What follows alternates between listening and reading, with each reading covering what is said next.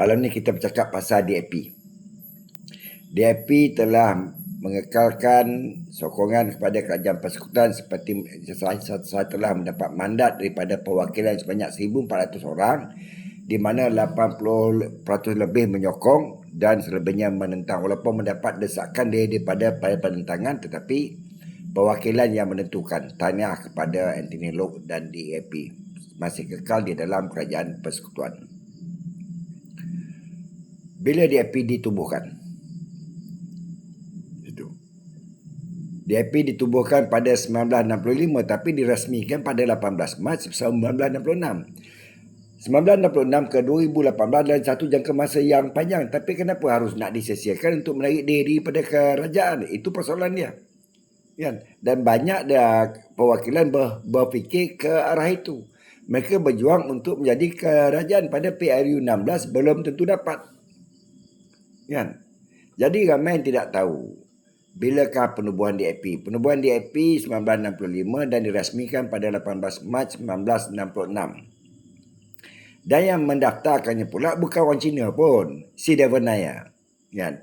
Dan beliau menjadi Setiausaha Agung yang pertama dan melepaskan jawatannya pada 1967 dan digantikan dengan Goh Hock Guan.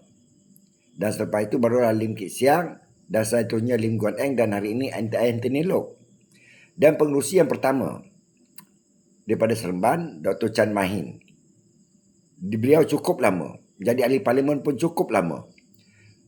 Beliau memegang jawatan pengerusi pada 1966 sehinggalah 1999. Satu tempoh yang cukup lama.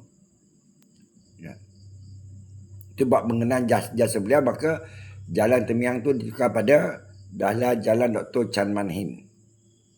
Banyak di mana penukaran tersebut mendapat kritikan banyak orang.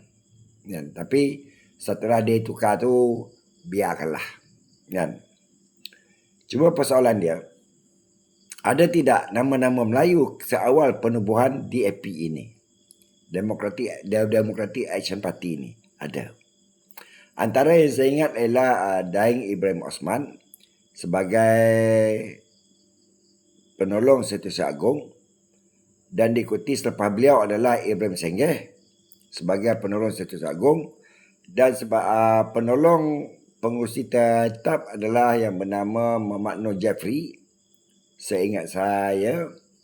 Dan antara nama yang saya ingat sebagai wakil rakyat adalah Fadlan Yahya daripada Perak, di mana beliau bertanding di Pasir Berdamar, dan lagi satu tempat tu saya lupa, dua-dua tu menang.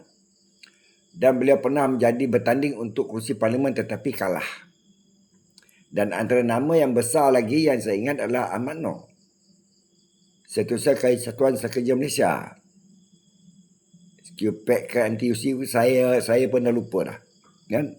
Itulah antara nama-nama besar yang ada di dalam DAP. Dan hari ini DAP ada nama-nama besar seperti Rara, seperti apa lagi yang di Pulau Pinang tu, Sarina ke apa ke, kan?